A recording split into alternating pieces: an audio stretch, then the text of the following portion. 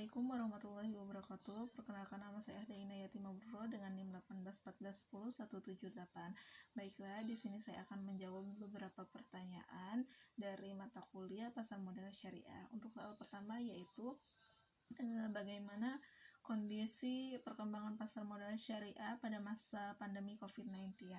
Nah, pada masa pandemi COVID-19, pasar modal syariah mengalami kenaikan yang cukup positif, yang dimana jumlah produk saham syariah pada tahun 2020 mendominasi pasar modal. Dari 709 saham yang terdaftar di Bursa Efek Indonesia per 2 Oktober lalu, 63,6% atau setara dengan 451 saham merupakan produk syariah. Kapitalisasi ratusan saham syariah ini telah mencapai 2.962 triliun atau setara dengan 51,69% dari total kapitalisasi seluruh saham yang mencapai 5.730 triliun. Nah, untuk sementara itu sudah ada 7.316 juta saham syariah yang ditransaksikan atau setara dengan 77,2%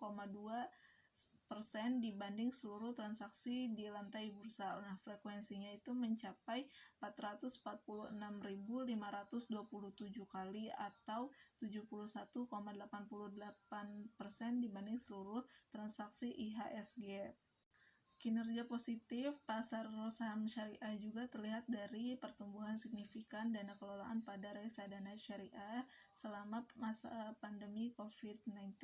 Nah, menurut data OJK, hingga bulan Agustus tahun 2020, nilai aktiva bersih atau NABA reksadana syariah tumbuh 29,7% year on year menjadi 69,7 triliun pada saat itu, yang mana NAB reksadana konvensional turun menjadi 7,6% year on year menjadi 451,1 triliun.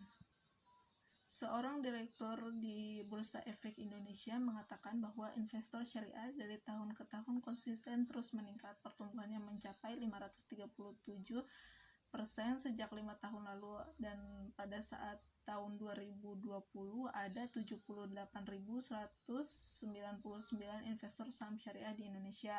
Nah, rata-rata investor saham syariah tumbuh 78% per tahun. Pasalnya juga terus meningkat per Agustus lalu. Rasio investor syariah juga terhadap total investor mencapai 5,9%. Ini diambil dari Daily Investor yang diakses pada tanggal 15 Oktober tahun 2020.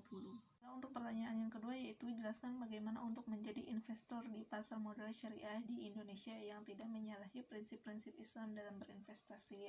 Nah, untuk menjadi investor di pasar modal syariah tentunya kita harus melakukan pembukaan rekening terlebih dahulu, yang dimana pembukaan rekening ini bisa dilakukan di perusahaan efek yang sudah memiliki SOTS atau ABSOTS. Nah, untuk menjadi investor yang tidak menyalahi prinsip-prinsip Islam dalam bersyariah, tentu kita harus memperhatikan pada produk yang akan kita investasikan. Contohnya, investasi tersebut harus terbebas dari unsur riba, maisir, ataupun gharar. Nah, adapun untuk manajemen keuangannya itu harus sesuai dengan syariah, yang dimana bisnis yang dijalankan oleh seorang emiten itu terbebas dari hal-hal yang diharamkan seperti mengandung alkohol, prostitusi, riba, ataupun babi. Nah, mungkin cukup sekian dari saya, kurang lebihnya saya mohon maaf. Wassalamualaikum warahmatullahi wabarakatuh.